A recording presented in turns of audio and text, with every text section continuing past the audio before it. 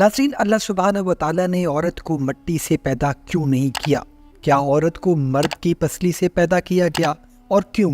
کیا مرد کی ایک پسلی عورت سے کم ہوتی ہے؟ سائنس اس بارے میں کس نتیجے پر پہنچی ہے اور اللہ سبحانہ و تعالیٰ نے اس بارے میں کیا ارشاد فرمایا ہے؟ اور عورت کی تخلیق کی اس حقیقت کو آپ کے سامنے آج ہم اس ویڈیو میں رکھیں گے، لہٰذا آپ سے درخواست ہے کہ آپ ویڈیو کو آخر تک ضرور دیکھیں تاکہ آپ کے علم حقیقی میں اضافہ ہو سکے۔ ناظرین محترم، اللہ سبحانہ و تعالیٰ قرآن مجید میں ارشاد فرماتا ہے کہ بے شک ہم نے انسان کو کھنکھناتی ہوئی مٹی سے پیدا کیا۔ روایات میں موجود ہے کہ جب اللہ سبحانہ و تعالیٰ نے حضرت آدم علیہ السلام کو پیدا کرنے کا ارادہ کیا تو حضرت اسرائیل علیہ السلام کو حکم دیا کہ زمین سے ایک مٹھی مٹی لے کر آؤ۔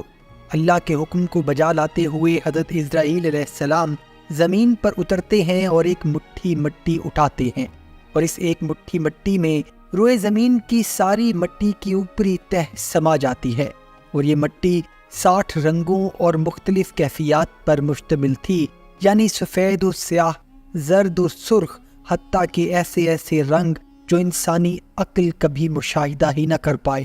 اور جب اس مٹی سے اللہ سبحانہ و تعالیٰ نے حضرت آدم علیہ السلام کو تخلیق کر دیا تو اس کے کچھ عرصہ کے بعد اللہ سبحانہ و تعالیٰ نے حضرت آدم علیہ السلام کی بائیں پسلی سے عورت کو تخلیق کیا، جس کا نام حوا رکھا گیا، اور اللہ سبحانہ و تعالیٰ نے اس طرح سے کائنات کا پہلا انسانی جوڑا تخلیق کیا۔ حضرت اماں حوا دنیا میں تشریف لانے والی پہلی عورت تھی جن کو نسل انسانی کی وجہ بنایا گیا، اور حضرت ہریرہ رضی اللہ عنہ سے روایت ہے کہ حضرت محمد صلی اللہ علیہ وآلہ وسلم نے ارشاد فرمایا کہ جو شخص اللہ پر اور آخرت پر ایمان رکھتا ہے وہ اپنے پڑوسی کو اذیت نہ پہنچائے، اور خواتین کے بارے میں بھلائی کی وصیت کو قبول کرو کہ انہیں پسلی سے پیدا کیا گیا، اور پسلی میں سب سے ٹیڑھا حصہ اوپر والا حصہ ہوتا ہے، اور اگر تم اسے سیدھا کرنے کی کوشش کرو گے تو اس کو توڑ دو گے، اور اگر اس کے حال پر رہنے دو گے تو وہ ٹیڑھی رہے گی، لہٰذا خواتین کے بارے میں بھلائی کی وصیت قبول کرو۔ ناظرین، شریعت محمدی صلی اللہ علیہ وآلہ وسلم میں اگر غور کیا جائے تو بہت سے معاملات میں عورتوں اور بچوں کے احکامات کو ایک جیسا رکھا گیا ہے، جیسا کہ باجماعت نماز کا مسئلہ، جمعہ کی نماز کا مسئلہ وغیرہ۔ تو اس میں بھی شاید اس کی طرف اشارہ کیا گیا ہے کہ عورتوں کے ساتھ بھی بچوں کی طرح نرمی کا رویہ اختیار کرنا چاہیے۔ اور بے شک اللہ سبحانہ و تعالیٰ قرآن مجید میں ارشاد فرماتا ہے کہ مرد عورتوں پر نگہبان ہیں، یعنی اس کا مطلب یہ ہوا ہے کہ عورت کی ضروریات اور اس کی حفاظت اور دیگر کئی امور پر اللہ سبحانہ و تعالیٰ نے مرد کو عورت پر تسلط دے رکھا ہے، اور یہ تسلط خود اللہ سبحانہ و تعالیٰ نے مرد کو عورت پر عطا کیا ہے۔ گویا عورت اور مرد کا تعلق رعایا اور بادشاہ والا ہے، اس لیے عورت پر مرد کی اطاعت اللہ نے لازم قرار دی ہے۔ اور اس سے ایک چیز یہ بھی واضح ہو جاتی ہے کہ اسلام میں میاں بیوی کے حقوق ایک جیسے نہیں ہیں، اور مرد کے حقوق عورت سے کہیں زیادہ ہے، اور ایسا ہونا عورت سے کوئی ناانصافی یا ظلم نہیں ہے، بلکہ اس میں بھی اللہ سبحانہ و تعالیٰ کی حکمت پوشیدہ ہے۔ ناظرین، حضرت آدم علیہ السلام کو اللہ سبحانہ و تعالیٰ نے مٹی سے تخلیق کیا، اور اسی نسبت سے ہم یہ مانتے ہیں کہ انسان مٹی سے ہی بنتا ہے، اور حقیقت اس میں یہ ہے کہ انسان اول حضرت آدم علیہ السلام کو اللہ نے مٹی سے ہی تخلیق کیا تھا، اور بنی آدم کو مٹی سے بنا ہوا اسی لیے کہا جاتا ہے کہ جو غذا انسان کھاتا ہے اس کو بھی مٹی سے ہی تخلیق کیا جاتا ہے، جس سے انسان کا نطفہ بنتا ہے، اور اس نطفے سے انسان کی تخلیق ہوتی ہے، اور اس نطفے سے انسان کی تخلیق کا عمل خدائے ذوالجلال کی حکمت ہے، جس کو نہ کوئی فرشتہ پہنچ سکا اور نہ ہی کوئی جن و انس۔ اور اسی حکمت میں یہ عمل بھی پوشیدہ ہے کہ جس میں اللہ نے مرد کی پسلی سے عورت کو تخلیق کیا، اور اصل میں اللہ نے اس عمل سے بھی مرد کو اپنی حکمت کا اشارہ دیا ہے کہ عورت کی تخلیق فرشتوں سے لائی گئی مٹی سے نہیں کی گئی بلکہ انسان کی پسلی سے کی گئی۔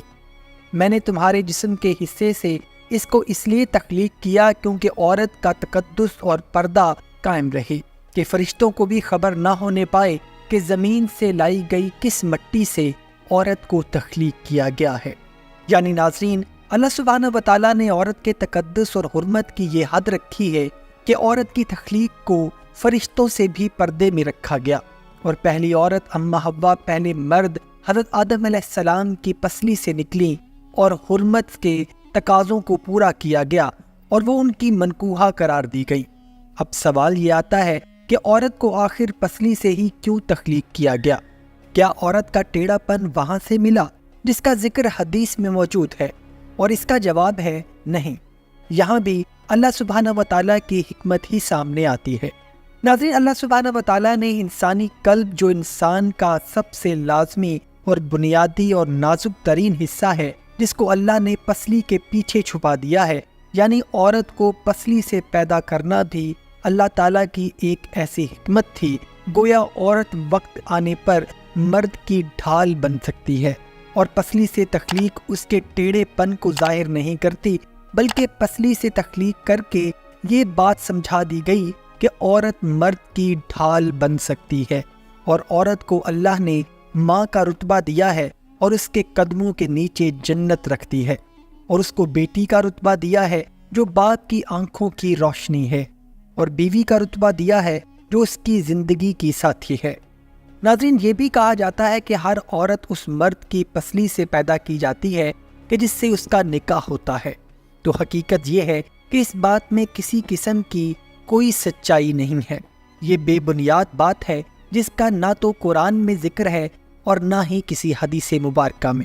ایک بات یہ بھی مشہور ہے کہ مرد کی پسلیاں عورت کے مقابلے میں کم ہوتی ہیں، وہ اس وجہ سے کہ اللہ نے مرد کی پسلی سے ہی عورت کو تخلیق کیا ہے، لیکن اس بات میں بھی کوئی صداقت نہیں ہے، اور میڈیکل سائنس نے اس بات کو مکمل طور پر رد کر دیا ہے، اور اس کا ریفرنس قرآن و حدیث میں بھی نہیں ملتا۔ انسان کی جنس چاہے مرد ہو یا عورت، دونوں میں 24 پسلیاں ہی ہوتی ہیں، لیکن یہ صحیح حدیث مبارکہ موجود ہے جو حضرت ہریرہ رضی اللہ عنہ سے روایت ہے کہ عورت کو مرد کی پسلی سے ہی پیدا فرمایا گیا۔